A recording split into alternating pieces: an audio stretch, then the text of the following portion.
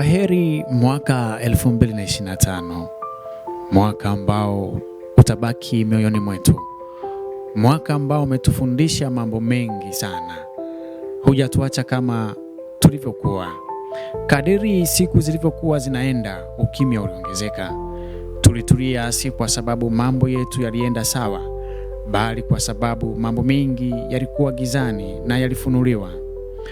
Mwaka 2025 umeongea nasi. Mwaka 2025 umetupa kipimo. Mwaka 2025 umetuvua nguo. Mwaka 2025 ulitujenga pia. Na sasa tunakuaga, tunasema kwa heri. Tulikupenda ndio, ijapo ulituumiza, lakini tunakutakia kila la heri huko uendako. Mwaka 2026 karibu sana.